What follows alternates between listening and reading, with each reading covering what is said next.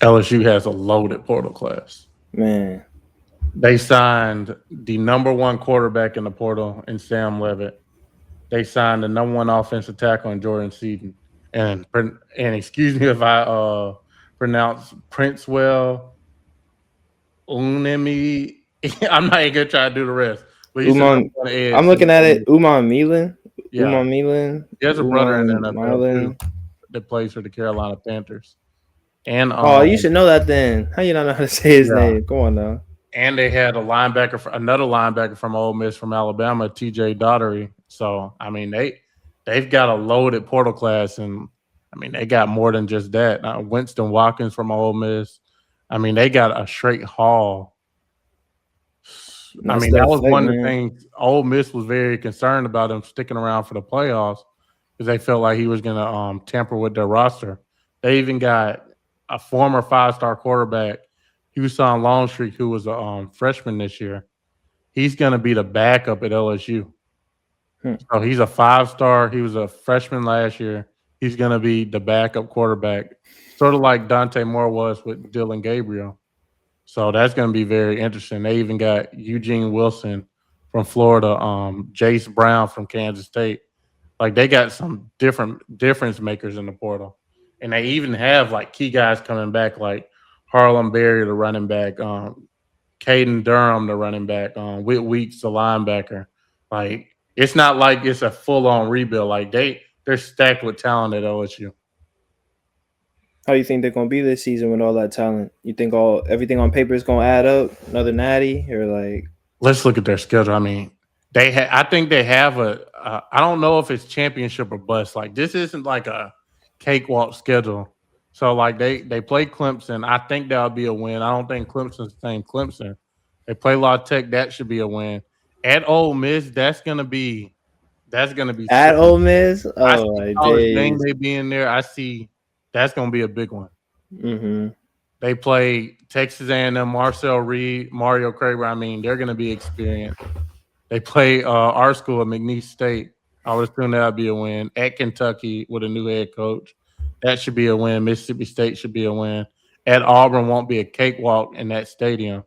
Alabama, I would pick Alabama early right now.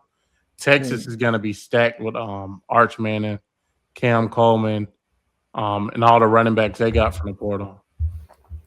And Colin Man. Simmons at the DN. At Tennessee, it'll be tricky, but I think at Arkansas will win. After I say it out loud, it's not that bad. I think if they go 10-2, 9-3, they should be in. I think the games you circle are Clemson, Ole Miss, Alabama, and Texas. And they get Alabama at home. They get Texas at home. Yeah. They get Texas A&M at home.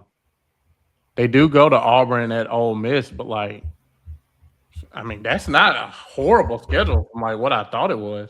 After I really said it out loud, I did forget they have to go to Arkansas at the end of the season, but I'm not really counting that as a game that LSU fans should panic about. Right. They could really go undefeated. So, what do you think expectations should be year one for Lane Kiffin? Like I just said, I mean, on paper, I'm just looking at them like, okay, they low key could go undefeated, and then that alone makes me be like, I guess it is championship or bust. I mean, it kind of has to be Yeah, because just like all of this talk about it all the Lane Kiffin stocks going up, this recruiting class he got coming in, all the people that stayed that you mentioned, like then you look at the schedule, the biggest threat is like that 3-game stretch with I mean, at least to me, the 3-game stretch between like Auburn, Bama, Texas. I yeah, feel like if they get through those, like they're very, chilling. yeah. And then like Ole Miss, I guess the Ole Miss game, just because like the storyline, I feel like people like maybe they'll go at it a little bit. The Ole Miss players a little bit more tougher, hitting a little bit harder, something like that. Especially a trend that Chambliss gets his waiver to play next year. Another thing, LSU signed the number one transfer class and the number 11 high school class. So if you combine both of them, overall, out of all the teams, they had the number one combined transfer and high school class. So they had the number one class, everything combined on 247, depending on where you look, of course. And that's huge, So especially later in the season. Once people like they start getting hurt, yeah, having that Joe. kind of depth is crazy. Yeah. They also sound like 10 receivers from the portal. Mhm. You would see some guys like in the comments comment like, "Do they know they're not gonna play?" But you never know because like Ole Miss, they signed Trinidad Chandler's last year from Fair State. Everybody thought he was gonna be the backup, and now next year if he comes back, he'll probably be the Heisman favorite. And Keywan Lacey, the running back from Missouri that transferred to Ole Miss, he had maybe 100, 200 yards at Missouri and came to Ole Miss and was All American running back. So Mhm. I mean, Lane Kiffin is gonna find a way. I mean, I don't think Sam Levitt is the best quarterback in the portal, in my opinion, but I think in Lane Kiffin's offense, every quarterback looks good. Who you think would be better? I like Byron Brown that went to Auburn, and then I'll probably put him around the same tier as Sorsby. Yeah, around. I think he's up there with Sorsby. Hmm. Have you had a chance to like look at all the portal quarterbacks?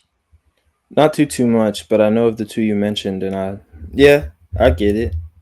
So, I don't Like, know. 'Cause probably, I'm high probably on somewhere Levitt. I'm missing. The only thing with Levitt is injury concerns. Right.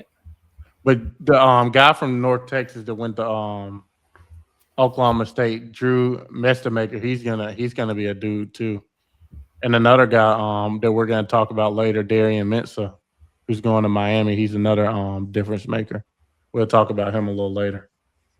But I mean, it really depends on if LSU can control that stretch. I mean, not to drop a game to at Auburn because here's the thing.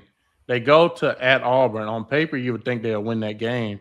But are they looking ahead to Alabama the next week and Texas that next week? Like, that's a tough stretch at Auburn, Alabama, Texas. That's it. Especially, Specifically, them being at Auburn is what throws me off yeah. a little bit. I feel like Because I if they mean, can win at Ole Miss and Texas A&M and Clemson early, they get a little more leeway at the end to lose some games. But yeah, that Clemson game is gonna be huge. That's kind yeah, of gonna be like determine how they go about it, in my opinion. That and the Ole Miss game, if they can get those two for sure, I think I got a then bold statement. which is I think LSU's going to dog walk Clemson. dog walk. in, That'd be in, hype. I'm not gonna in lie. Baton Rouge. Clemson starting a new quarterback, Christopher Vizina. I just think LSU is going to dog walk Clemson. Dog walk. They lost. What's dog walk look like? Um, What's that point differential? 35 to 14, 35 to 7, Mm. 42 to 17. Like I Who do you think think's gonna put up a better fight, McNeese or Clemson? Clemson. But I will say this: I think Lane Kiffin, because look at this, it's going to be week 1. I think Lane Kiffin will make a statement in week 1. Mm. Yeah, and Clemson just got to be the team that beat her.